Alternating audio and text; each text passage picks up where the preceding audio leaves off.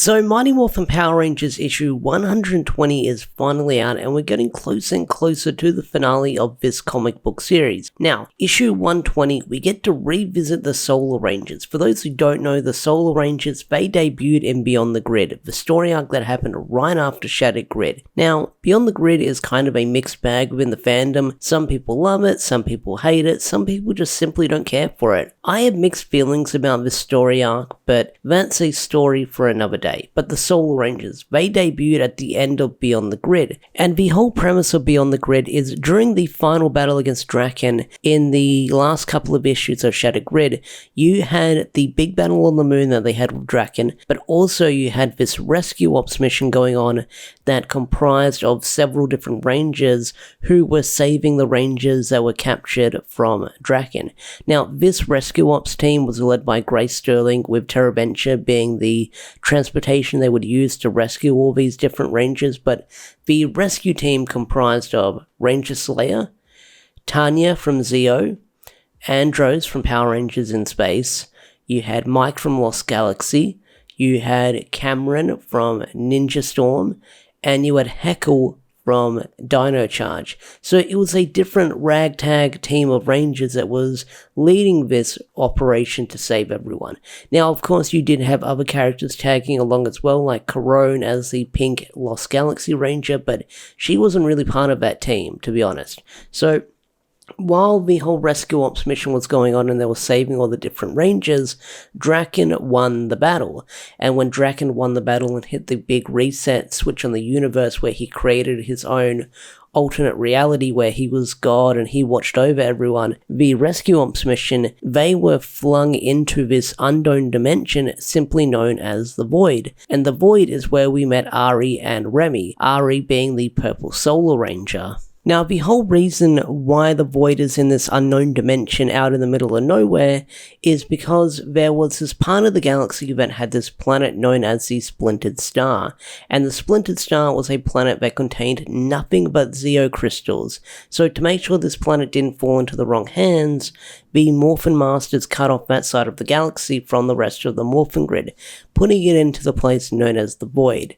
Now, that is just the cliff notes of Beyond the Grid. There's a bunch of other stuff I have to sort of try and recap, but I don't want to, like Praetor being this Morphin Master that went evil and insane. But in the big climax of the battle against Praetor, you had Ranger Slayer and the other Rangers getting the ability to turn into the Solar Rangers. But after that story arc, our heroes went into their own timelines, and for the longest time, we haven't really revisited that part of the Boom Studios universe until now.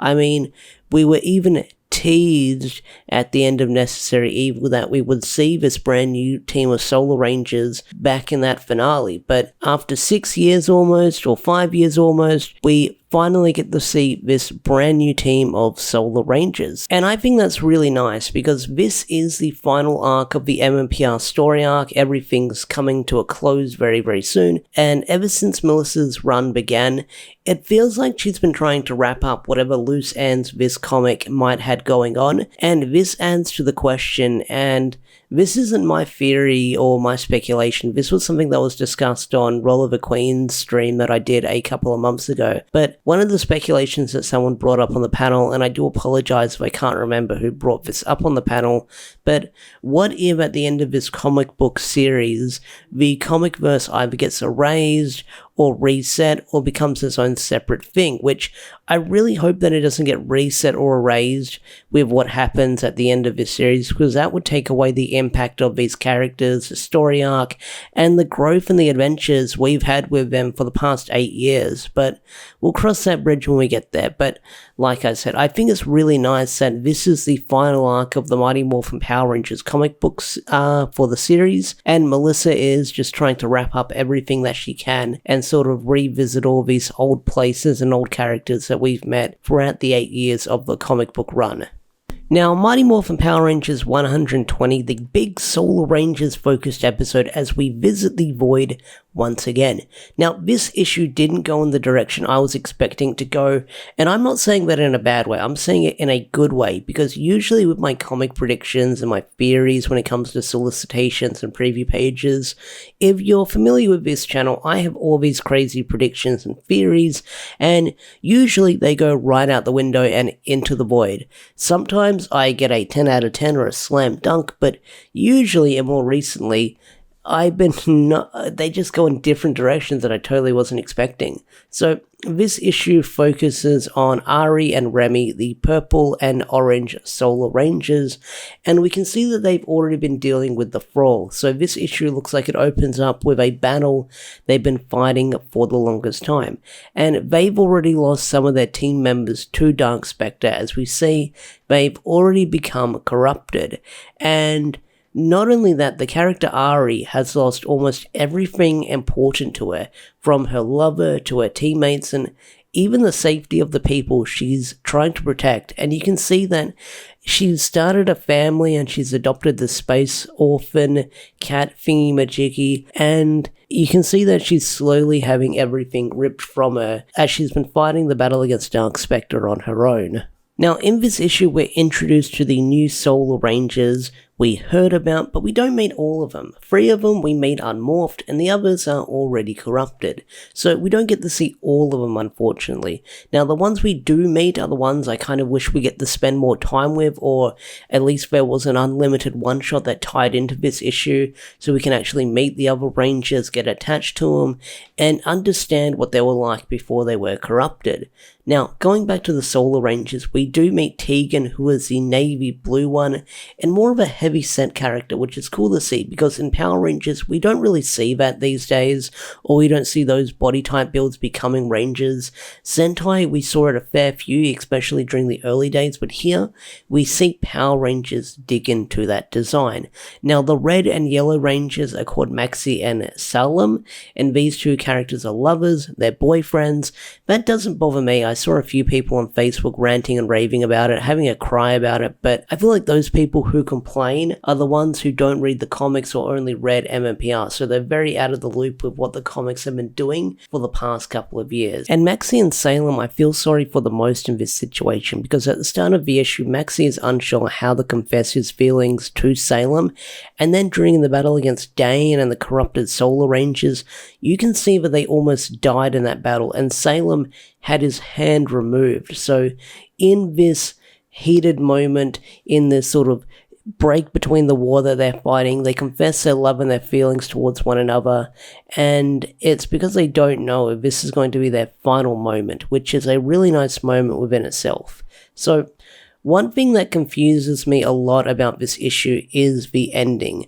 So the ending ends on this note where during the battle against Dane, Ari is narrating against how she kind of feels about this whole situation. She gets this inner monologue situation where she talks about how the void is a dark place and the only thing that kept her going was her love for Remy, and as she talks about that, Remy is corrupted by Dark Spectre, and she feels like that without Remy, that her heart is empty as the void, which is some really nice writing by Melissa here. So Melissa did some really good writing for the characters in this situation, and it made me like the Solar Rangers even more, because I feel like that Remy and Ari, they had some development in Beyond the Grid, but I feel like this expands on them a little bit more here, and I feel like Melissa did a really good job with that. So the issue ends with Ari making the choice to do what Praetor did, sever the grid between the Morphin Grid and the Void, and on the final page you have her standing over Ranger Slayer, who is now in handcuffs, and Ranger Slayer Kim looks distraught.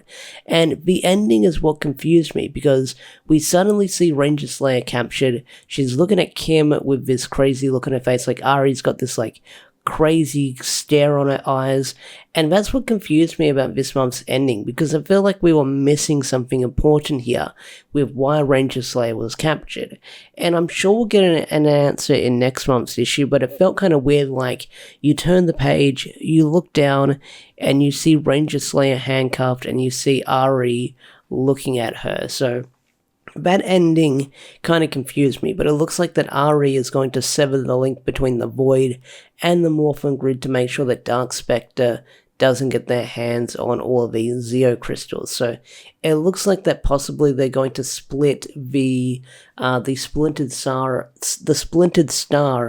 off into like another part of the galaxy. I'm not entirely sure, but like I said earlier, it seems like that Melissa is trying to wrap up whatever loose ends this comic series had, and I feel like maybe what she's going to do is that the Void universe is probably going to collapse within itself, or we're no longer going to see that part of the world anymore. It's hard to say at this point because we've only got a couple more issues to go, and I feel like we'll get more context to what Ari plans on doing in next month's issue. But like I said earlier on in the review, I kind of wish we got a Solar Rangers, Power Rangers Unlimited book, but unfortunately we didn't. I feel like that would have been nice to sort of catch us up on these characters once again, because I feel like catching up on the Solar Rangers within 20 pages felt like a big task, and Melissa did it really well, but I kind of wish we got something extra, like some bonus content to see the Solar Rangers with how that led them into Darkest Hour, but we'll see what happens, Overall, I thought this was a really solid issue, some really great storytelling by Melissa, and I can't wait to see where it's going to go next, because, like I said, this issue didn't go in the direction I was expecting to go in, and I'm curious to see how this is going to wrap up and sort of tie into the big finale of Darkest Hour, but not only that, the comic series within itself. So, what did you guys think of this issue? Love it? Hate it? Tell me in the comment section down below. I'd love to hear your thoughts and opinions. Well, with that said, I'm out of here. I will see you guys in the next video. Peace out, take care, and bye.